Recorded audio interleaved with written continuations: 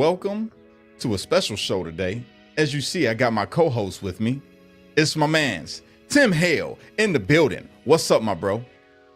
Hello, good evening. Thanks for having me on, Cash. I think people might think like this is strange because in the caption it says about something about a Nazi. So what's going on here? Well, here's the thing, people. Let me just say this right now off the bat. My man Tim, he's not a Nazi. He's not a white supremacist. In fact, I don't think they would accept him because of his bloodline being too mixed up. But who am I? I don't know anything. So, Tim, I just wanted to bring you on, bro, because I've been on the internet today. And I'm just going to say that. I've been on the internet today, and I see some of the things that is being said. And I told you when we was locked up that when I got home, I was like, bro, you got my word. I'm going to be screaming it loud and proud, bro, that you're my brother. You're my friend, and that in no way, shape, or form are you a white supremacist. And this is why I'm doing this, because I see some of them posts gain a little bit of traction, and I gain traction with my posts too.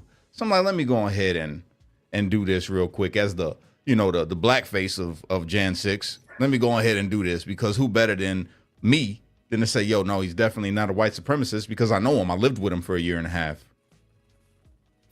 You know, it's ironic because the people who are clearly behind the coordinated attempt to revive 4-year-old Fed talking points are the same people who, in other attempts, tried to smear you for the opposite thing. Being so it's a black racist, a black Hebrew Israelite. Yeah, you monster. Yeah, exactly. So I get it. There's a couple things that I seen on your page as I was going down the hole of what's going on, and I found actually the clips, the recordings. I guess you got that from your discovery. Yeah. And it's people literally trying to set you up, dog. I'm talking about literally, you even asked them, and this is what got me. You asked them, are you wearing a wire? Twice. Like, whoa. I asked him twice. I'm like, whoa. You wearing a wire? He's like, yeah, Tim, I'm wearing a fucking wire. And I'm like, are you wearing a wire? So tell the people a little bit about you real quick, bro. Tell them about you. Tell them about what happened with January 6th, how you got there, and then what happened while you were incarcerated leading up, all of it. Yeah, my story is a little different than some others, but it's also very familiar, I would say, probably to a lot of people. I went to the Capitol on January 6th specifically just to hear Trump's speech. I didn't even necessarily go there for a protest. I found out there would be a protest later on in the Capitol area. But I never knew there were restricted grounds or anything like that. So I ended up in the Capitol for like 40 minutes. Cops told us to leave. Never fought the cops, never stole anything, never broke anything, blah, blah, blah. I ended up getting raided by the FBI and NCIS on the military base I worked at. I was a weapons contractor and a union representative, a labor leader. And I actually, because I had a bad relationship with the management of the company, they tipped off the feds that I was at the Capitol, and they ended up getting my roommate to wear a wire to try to incriminate me. And it's a pretty convoluted story, but I don't think I was there. Well, I think they were trying to set me up. Long story short, and I think that they tried to turn me into a poster child of domestic extremism and stuff like that. That's why I ended up with Cash in the DC gulag. Yes. Denied bail and kept in solitary, and there was a lot of weirdness that went on behind the scenes to try to frame job me. But that's the long and short of it. Is so before you keep moving, before you keep pushing on, I want to play that clip for everybody so they can hear it for themselves. Okay, so just let me say this. Let me say this. In no way, see, y'all know me, right? When it comes to the J6ers, I love all my brothers. All right, let me make this clear. I love all my brothers that are part of J6. Some of y'all are foul, and that's just that. All right, I just want to throw that out there. And you'll know why later, because I'm not done doing this. This is just one part of a continuing thing that I'm going to be doing, just to tell the truth, not to smear nobody, not to, make no waves or nothing like that. But the truth needs to come out, because you have people like Tim Hale, who has served in the military, was locked up, and then his conviction overturned because they dropped the 1512. They threw that out. So he was wrongly in prison. If you really want to get down to it, he was wrongly in prison. Only thing he did was wear a suit and go to the Capitol and he did 3 years on a 4-year sentence. You know I what I'm also saying? I also danced in the visitor center. Oh yeah, that right there, that travesty of a crime. He danced in the visiting center. That's horrible. I can't believe you did that. You crazy domestic terrorist, you. Uh, I want to play this clip for you guys so you all can hear this. But before I do play this clip, I need you all to do me a favor. Smash that like button. Hit the subscribe if you're new to the channel. And if you're watching me on X right now, I need you right now to please repost this because too many people are calling this man a white supremacist. All right. They trying to make you know how they do it. They try to link MAGA with white supremacy. And because he was at the Capitol, he's a white supremacist and supports Trump. So Trump's a racist. And we can't have that. So I need you all to share this right now. I would greatly appreciate it. All right. Without further ado, let's jump into this clip. Here we go. Do you think there's really going to be stuff that's going to happen on inauguration and all the stuff that they're saying across the country? I don't know, but all the protests are probably fed. They're probably just LARPing, honeypots and shit. But do you think it's at all ironic that we're getting called domestic terrorists for threatening the sanctity of democracy, yet the only people who are going to be at Joe Biden's inauguration are the fucking military. Literally, the only people that are going to be at the democratically elected, peaceful transfer of power is fucking 20,000 troops. That sounds like a military dictatorship. That doesn't sound like the peaceful transfer of democracy. So it tells me this whole system, I mean, the system is obviously fake as it is, but now everyone fucking knows it. This isn't fucking real. Well, I mean, we've been knowing it for years, but... Yeah, but it gets more illegitimate with each day, and I don't think anything's going to happen on the 20th, frankly, but I think it's fucking telling that they need 20,000 National Guard troops. They need fucking fencing and barbed wire to keep who out? Who, like, you know? I mean, do you plan on doing that shit again? No. I think they're setting us up for... I'm not going to fucking fight 20,000 fucking National Guard troops. Even if I Well, I'm not talking about, like, in the inauguration, but, like, would you be a part of something like that again? Are you wearing a wire? Yes, Tim, I'm wearing a fucking wire. Are you wearing a wire? Bro, that gave me chills when I listened to this. And then right away you said no, right off the bat. No. Instantly, no, I would not. You know, so, and he's black. Yeah, So that's my roommate of 3 years. Is a Jamaican dude. We lived together. He was in the Navy. We had base housing together. We lived together for 3 years. We were friends. Yeah, but as a white supremacist, you're not supposed to be able to live with black people unless they're like the help or something. Damn, you're right. I forgot. It's just I gotta look up the codes again. I gotta refamiliarize myself. Yo, that's crazy, bro. So they sent him in there to have this conversation with you. And then he's saying we, you know, he's saying we. Like he he has these beliefs within himself. I'm sure you guys had a relationship prior to this. He's been your roommate for that long. So he's cool with you, which is why they send him in, because he's your friend, right? So they send this dude in here and you're talking to him. And obviously you picked up instantly something's off here because we don't have these type of conversations. Why would you ask me this question? Yeah, and you know, if you go on my page too, I retweeted some older stuff I put out, and it's like it's interesting because I was always the straight man, and okay, so he was more of a BLM type guy. He was more to the left, and I was more to the right, and that's whatever. But you know, I think we always had nuanced conversations about things. We were always pretty tolerant of each other's takes, and I think most of the time we tended to come together. Or find common ground, I should say, on most issues. We just didn't agree on how to execute. What, you know, we agreed on most things in terms of what the problems were. We just disagreed on how to solve them. Right. But we always had great conversations. But what's ironic is that we had the same exact sense of humor and stuff like that. So the way I talk is the way he talks. He's just right. Black and left of center. And so I had a recording. I posted that. You can find that on my X as well. And it's me in a chair. You can see my face. I'm looking towards him. They tried to say I was trying to start a civil war.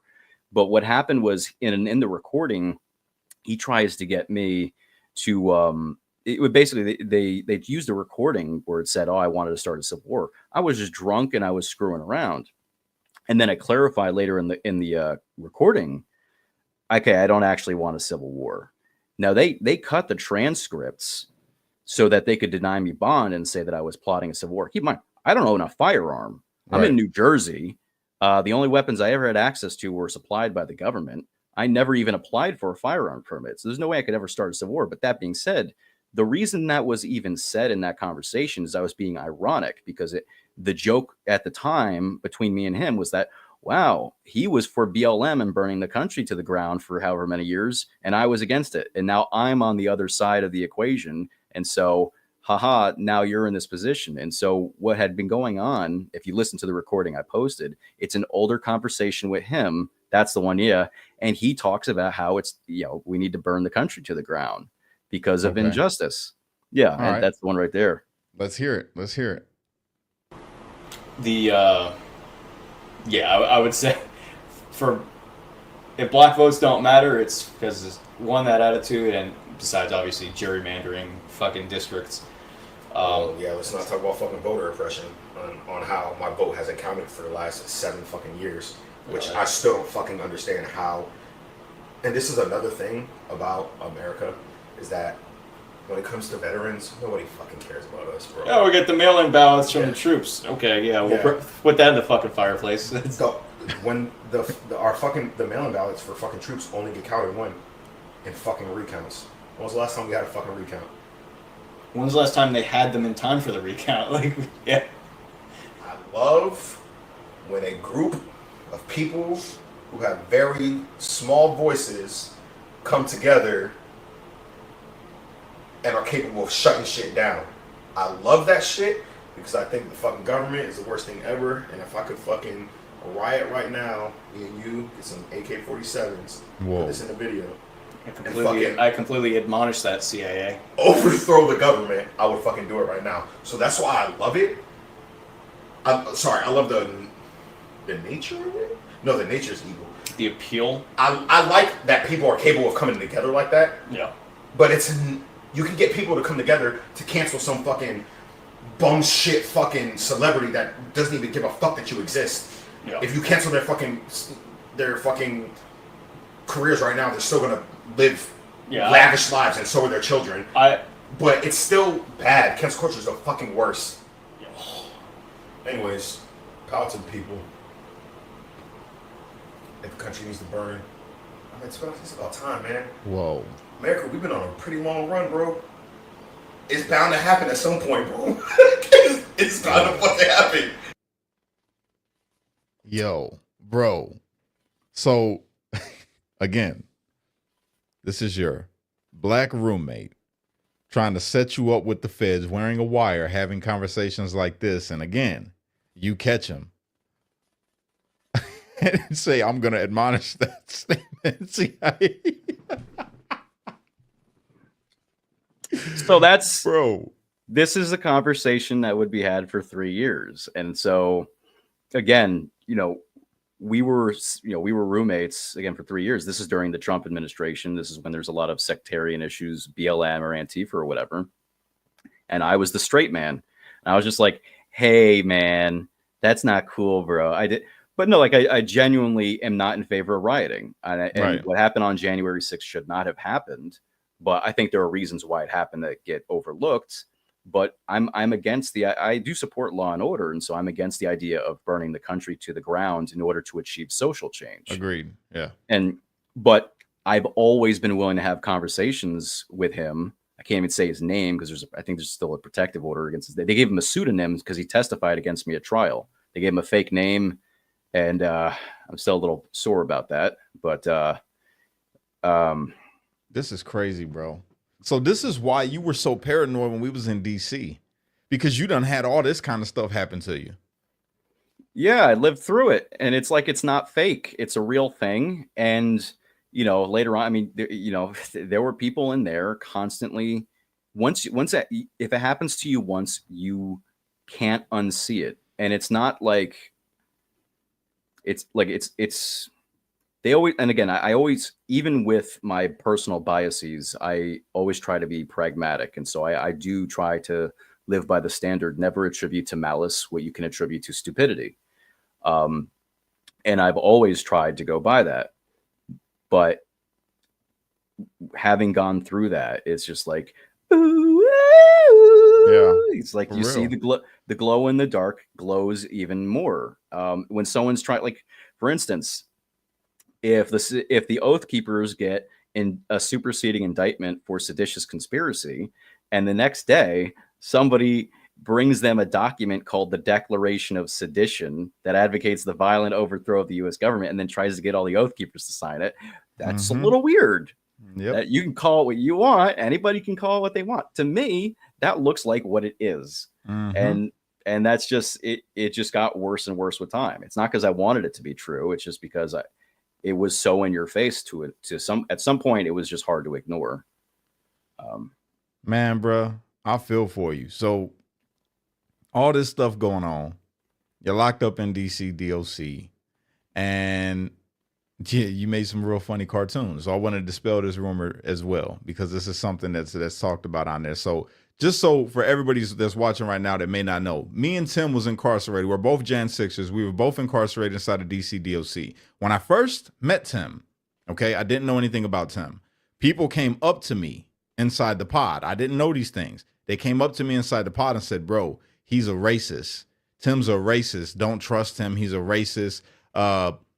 He dressed up as Hitler, right? They talked about a picture of you that you took with a Hitler mustache, right?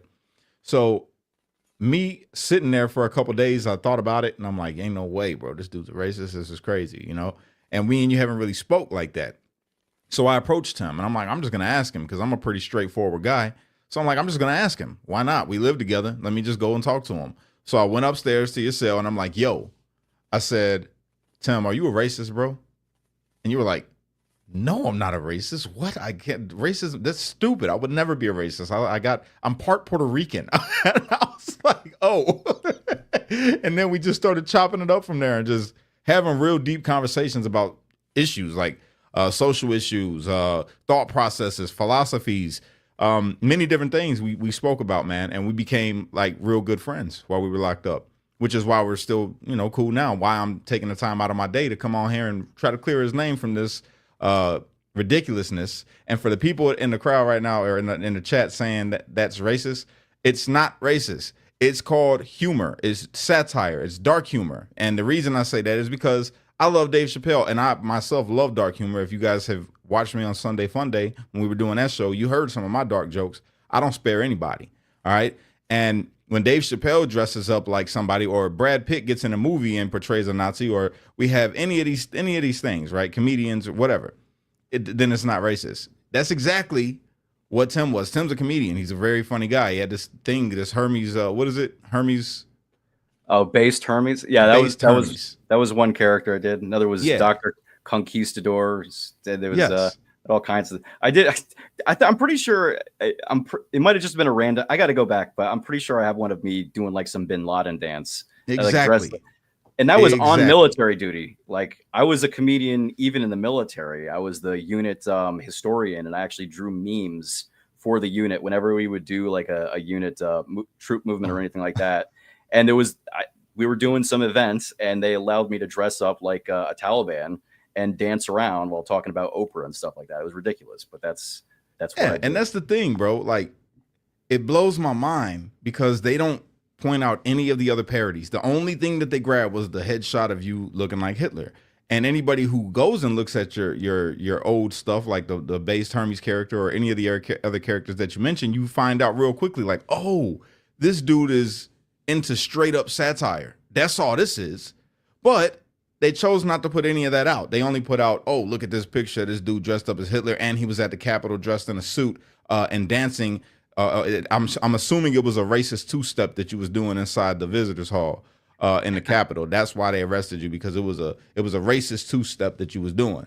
But in all seriousness, the brother's not a racist. He's not. I'm telling you that as somebody, I can't stand racist. Y'all know that about me. I would not take the time out to try to defend somebody who I thought might slightly be racist. He's not a racist. He's just not a racist. All right? Let me just throw it out again. Tim Hale is not, let me get the full screen. Hold on.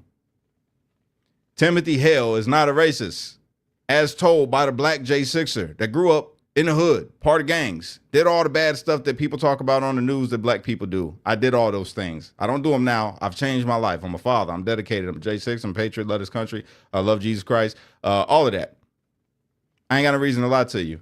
I'm not paid to say this. None of that. I don't make no money from this at all, except for the views that I'm getting right now on YouTube. Thank you.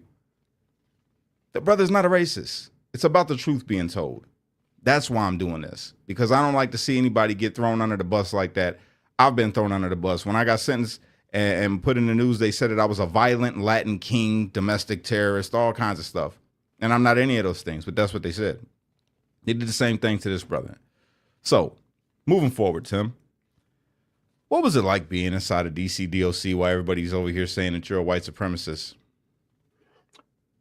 Well, there's different avenues to go down there. You know, how do I even answer that? What it was like when you weren't in solitary confinements? Yeah, when we were all free and you had people literally saying, Tim's a Nazi, Tim's a white supremacist, and then making funny cartoons that you drew into something racial when it wasn't, because nobody was spared. No one was spared in those cartoons. If you had a cartoon written about you, everybody laughed. That's all I'm saying. It was funny. You could say we called it the daily meme. Yes, the daily memes. I miss those. That was not enough to go back to DC DOC, but I miss those memes. They were so good, people would peel the paint off the tables to see the old ones and the classics. Yep. You know what's funny is that I think pretty much everybody had a good a chuckle, even if there was one about themselves. But the only people who got mad at them were the people who, you know, were rabble rousers, and it was a little too close to home. Yeah, I mean, imagine being mad at memes. You know, it's like, what are you? It's like, what are you, Democrat? You fucking exactly upset about memes. But you know what's interesting is, like, do you remember the NPR articles that were being written about me? Yes, they said that I drew cartoons of Israel getting nuked. Not true. And I'm like, well, yeah, but it's just like, I've drawn a lot of that. If I did, I would admit it, you know, but like, that's such a weird, like, what is the visceral reaction you're supposed to get out of that? But of course that came from certain people that were trying to promote the narrative about me. But no, I saved most of the memes. I've posted some of them, but I have a bunch of them. I have a whole folder full of them. Bro, I got to see them. Absolutely. I got to see them. Some of those, I ain't gonna lie, man, in the morning coming out or whenever we got out and seeing those, I'm talking about everybody in the unit will walk up to see what the meme was for the day. Literally, everybody would go past just to see it. Some people that didn't act like they didn't like Tim would try to sneak by on some, you know, being slick to just catch a glance and then cry about it later. You know what's funny is, like, even the one I chased away at at Freedom Corner, the one I punked a couple days ago, he actually stopped by my cell once, and it was about him, and he was just like, okay, that's actually pretty good. Oh, I know what that voice who you're talking about. I just don't know. Anyway, so yeah, I mean, they were inherently funny. Like, I'm fucking hilarious. I'm not going to apologize for that. It's I am hilarious and very humble, and there's no way around it. But yeah, it was just, there was nothing, like, if you couldn't have humor in that horrible environment, what the hell were you going to do? I mean, you and I, we both read a lot. You know, that we had little time to actually be social. You know, and I'm an artistic person, I think. Even when it comes to doodles, I like to, you know, I like to put my thoughts on the paper, and I like to make people laugh. I mean, that's just like the Hopium Den. Exactly. I wrote multi-part acts or multi-part act plays. Yes. Just because I could, you know, and it was awesome. They were great. They were great, dog. Straight yeah. up. Thinking back to that, bro, I want to say thank you for those, because they did bring a lot of laughter in times where we needed it, bro. We started looking forward to doing Hopium Den. And the main part of it was your skits. It's like, oh, I can't wait to see what Tim's gonna do this time. You know what I'm saying? Because it was so much theater behind it. Like Yeah. you came out with the toga. You used the sheet, one of them dirty sheets that they had us sleeping on. He came wrapped up in like a toga and holding the two the two tablets, and that was like the funniest thing in the world, bro. At the time, it was like we didn't have a lot to laugh at, and that was something to laugh at. The whole skit was gold. We got to recreate it. We got to recreate it. That's what we got to do. Just might. Who knows? I can edit it. You send me the footage, I'll edit it, and I'll make it great. I'll put you on a mountain. Mount Sinai. It'll be perfect. I gotta smuggle out one of those two of those education tablets from the jail. That's what we got to do. Yeah, that's good, man. No, brother.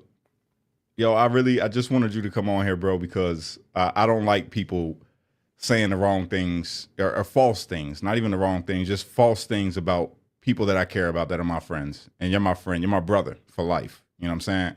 And anytime somebody will try to say the things that they're saying about you, you have my word. I'll be defending you, bro.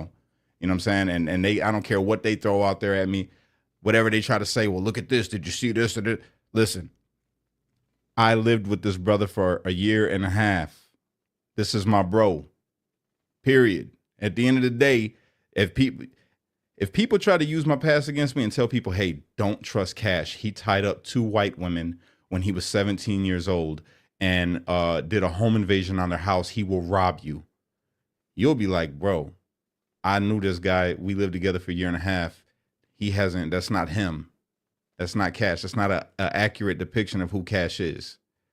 Maybe that might have been who Cash was, or maybe you're embellishing about his past or whatever, but that's not who Cash is. It's the same thing people try to... Go ahead. You know what I can say now? With the 3 years from my roommate and a year and a half, I'm almost 5 years living with black dudes. I'm the worst racist ever. This is bullshit. Yes. Yes. I'm schwitzing already. I realize what a failure I am. There's got to be a better way. It wasn't supposed to be like this. That's good, bro. No, but bro, I'm just saying they do the same thing they did to Trump, bro. They try to use Trump's past to say, oh, he didn't rent to black people in the 70s. He's a racist. Like, bro, the 70s was a long time ago. You know that, right? It was a very long time ago. The 80s was a long time ago. As a matter of fact, the 2000s was a very long time ago. Who is Trump today? When you knew Trump, what did he do?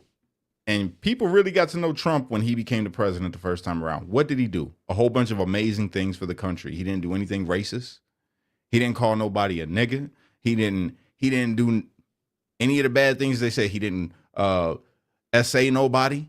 He didn't do any of the things that they try to say that he did, right? Don't judge the man based off of what you think about his past. Judge the man based off of who he is right now. And that's the reason why I come on here and talk the way that I do. People could judge me based off my past if you want to, or things that people made up about me because of my past. I don't care. It doesn't bother me. And I know I'll probably get some pushback from people online for this. Not real people, but the people that have a narrative to push, right? They're going to give me the pushback, which I just want to say right now for the record, I don't care. And that's why I feel like God put me in the position that I'm in, is because I got some thick skin because of where I come from and the things that I had to endure growing up. I ain't never going to care what nobody says about me if it's not my wife or my family. It is never going to bother me. I stand on what's real. I stand on the truth. And the truth is, this brother's not a racist. He is a brother. My brother. All right? Tim, go ahead. If you got anything else you would like to say to somebody, anybody, the people, America, Trump, DC, DOC, anyone at all. Well, first off, I disavow everyone in the comments section saying that you're revoking my racist card. That's not up to you. That's up to Cash. Anyway, well, let me reiterate what Cash just said, or let me frame it a different way as well. It's similar. It's very similar to the way they dealt with President Trump. Similar to Cash's background, not reflecting who he is right now, or similar to a lot of us, where they dig back years and years to do frame jobs of who we are and who we always will be. I mean, the truth is that when it comes to January 6th defendants, there are some interesting characters, but overall, January 6th defendants represent a fair cross-section of American society, and the most egregious things that are said about January 6th defendants tend to fall into two camps. Half the things that are said about them are completely out of context, and the other half are completely manufactured. That is true when it comes to Cash. That's true when it comes to me. Half the things attributed to me were made up, and the other half were taken out of context in order to smear me.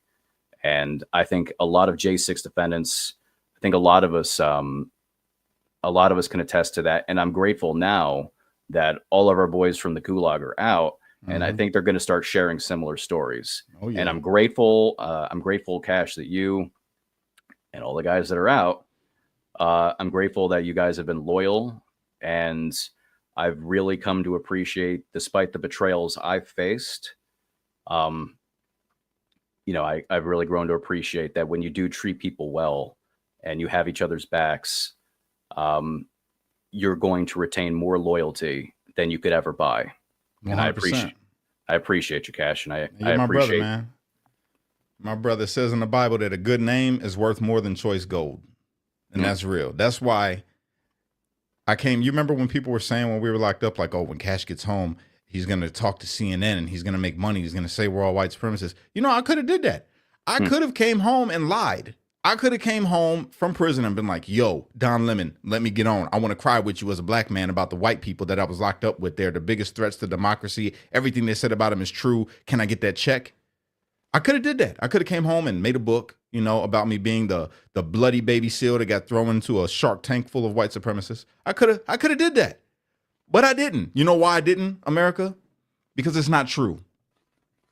We got to stand on truth. We need people to stand on truth. And that's it. We don't have to embellish anything. We don't have to make any stories up. Just stand on truth. And that's all. That's it. And that's what I'm always going to do. I'm going to do my best to. If I get caught lying later, it's probably because I didn't know the truth at the time. Fair? Fair. I think that's fair. All right. With that, I hope everybody has a fantastic night, man. God bless y'all. If y'all could, please like this video and share this thing out if you're on X, especially if you're on X. I need everybody to share this thing out right here.